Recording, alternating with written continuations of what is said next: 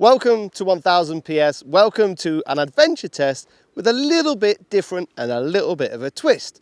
Because you all probably recognise the new Honda Transalp 750, which is updated for 2025. And I'm sure you recognise the Yamaha Ténéré 700, again updated for 2025. But do you recognise the QJ Motor, the SRT 700 SX? Now the big significant thing in this category is price, because in the UK it's expected to be just over £6,000, which compares to just under 10 for the Honda and just over 10 for the Yamaha. We've got 3 bikes, 2 days here in Austria to split the differences. Will that price make a significant difference when we get to the verdict at the end?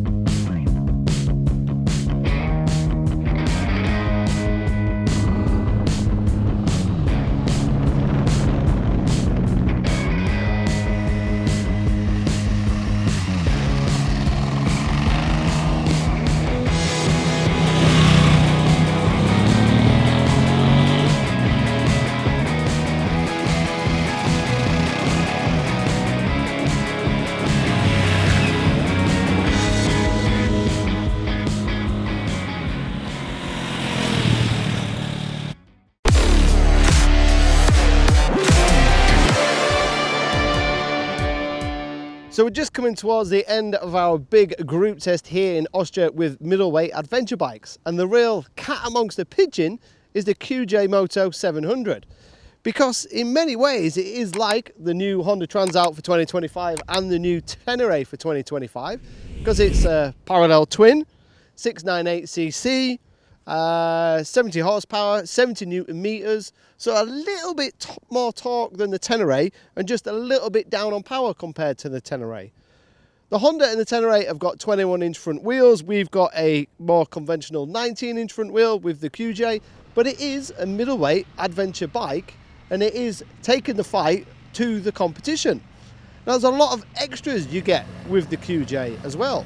So we've got backlit switchgear, we've got Brembo brakes, we've got Marzocchi suspension, it's the only one with an adjustable screen. We've got all the fixtures and fittings for the panniers. We've got the optional heated seat fitted and the optional grips fitted. And in the UK we're expecting price to be around £7,000, because here in Europe it's just shy of €8,000. So that's a considerable cost saving against both the Honda and the Yamaha. The Honda is coming in at just under 10,000 and the Ténéré is just over 10.5.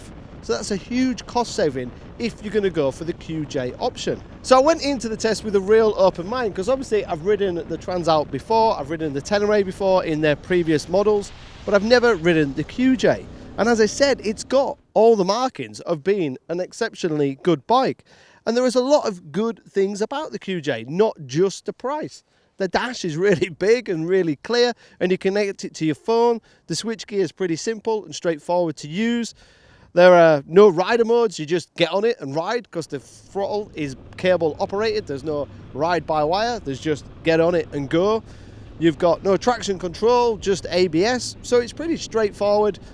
Does what it says on the tin and get on with it. On the motorway it's reasonably comfortable, apart from the kind of slightly unusual bar setup. The other 2 bikes are conventional adventure bikes, where the QJ feels like a bike that a T-Rex would ride. And what I mean by that is the bars are just too close and too narrow. It almost feels like a little chopper in places.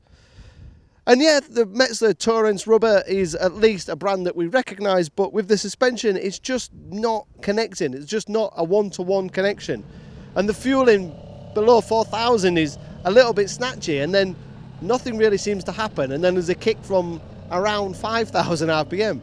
It's an unusual feeling with the motor, because I was expecting it to be quite punchy off the bottom and it really isn't, and there's not a lot below 4,000 RPM. If you ride the QJ in isolation, you kind of forgive it for its weaknesses. You can forgive it for having no low down power, you can forgive it for being a little bit unusual. And you can forgive it for not having perfect handling where you can throw it onto its foot pegs. But then when you ride it against the competition, they are significantly better, sadly, than the QJ. The Transalp is such a plush, luxurious limousine compared to the QJ. It's really different to jump from one bike to the other. I didn't think there'd be that much of a step, but the Honda just feels so much more refined. The switch gear is lovely, the dash is lovely, the fueling is lovely. There's so much torque, there's so much drive, there's so much mid-range. Both the Honda and the Yamaha will pull from low in the RPM like the QJ can only ever dream of. And again, when you're on the Yamaha, it's so flickable, it's so light, it's so agile, it's so much fun. We actually weighed all three bikes and put them on the actual scales. And the QJ came in at 246 kilograms, that's kind of GS weight with 70 horsepower.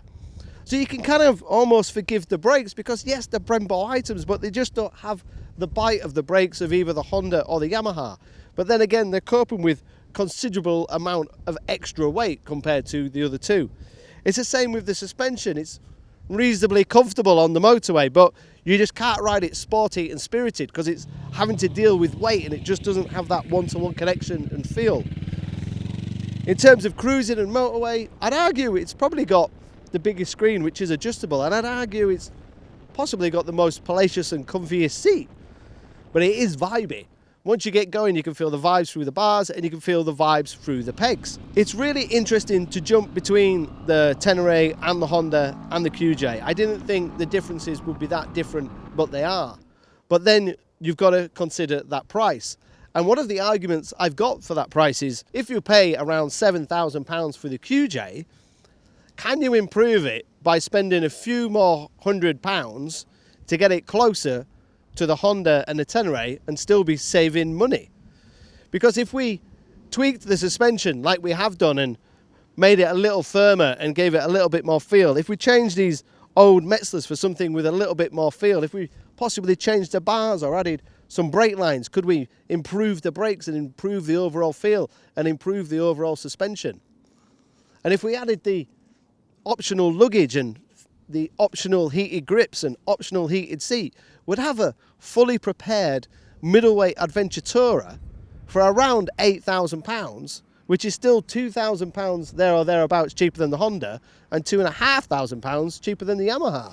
So I guess in summary, it kind of all comes down to cost and desirability and what you want from a bike. If you just want a bike to get you from A to B, be capable of doing some touring and some riding, and yes, I could jump on the QJ and ride it back to the UK, then the QJ is all you ever really need. It's not the most attractive, it's not the most desirable, it is a bit vibey, and you're never going to ride it in a spirited way and get a great feeling from it.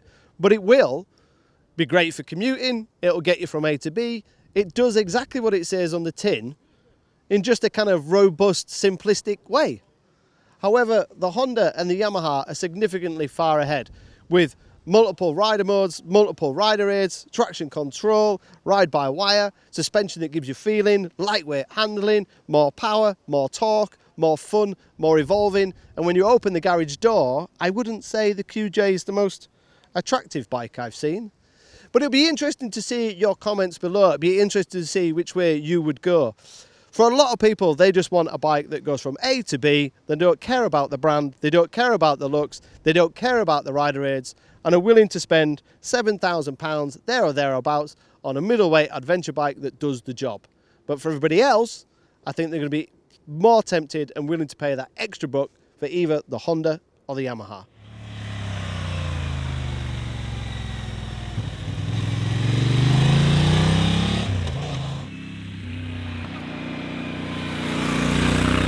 We hope you've enjoyed the first test of the new QJ.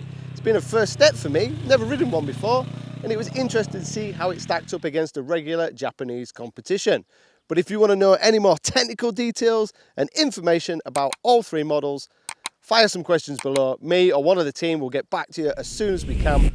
Don't forget to click and subscribe, and I shall see you on the next road test.